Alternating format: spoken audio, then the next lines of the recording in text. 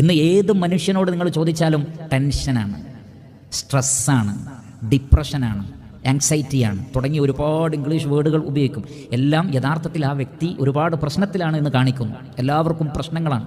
ഇത് അള്ളാഹുവിൽ അഭയം തേടേണ്ട ഒരു വിഷയം തന്നെയാണ്. കാലഘട്ടത്തിൻ്റെ ഒരു പ്രശ്നം അതിലുണ്ട്, മനുഷ്യൻ്റെ അറിവിൻ്റെ ഒരു പ്രശ്നം അതിലുണ്ട്, ഈമാനിലെയും ഇഖ്ലാസിലെയും തഖ്വയിലെയും കുറവിൻ്റെ പ്രശ്നമുണ്ട്.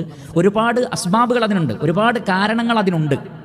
ആത്മഹത്യകൾ വർദ്ധിക്കുന്നു, മനോരോഗങ്ങൾ വർദ്ധിക്കുന്നു, സമനില തെറ്റുന്ന അവസ്ഥ ഉണ്ടാകുന്നു, ലഹരികളിലും മറ്റും അഭയം തേടപ്പെടുന്ന അവസ്ഥ ഉണ്ടാകുന്നു. അങ്ങനെ ഒരുപാട് പ്രശ്നങ്ങൾ. അതിനൊക്കെയുള്ള പ്രധാനപ്പെട്ട കാരണങ്ങളിൽ ഒന്നാണ് ഈ ഹമ്മും ഹസനും, സങ്കടവും ടെൻഷനുകളും മറ്റു വിഷയങ്ങളും. ഇതിൽ അള്ളാഹുവിനോട് കാവൽ തേടണം. അതുകൊണ്ട് അല്ലാഹുമ്മ ഇന്നി അഊദു ബിക മിനൽ ഹമ്മി വൽ ഹസൻ, അത്തരം സങ്കടങ്ങളും ടെൻഷനുകളിൽ നിന്നും അള്ളാഹുവെ നിന്നിൽ അഭയം തേടുന്നു.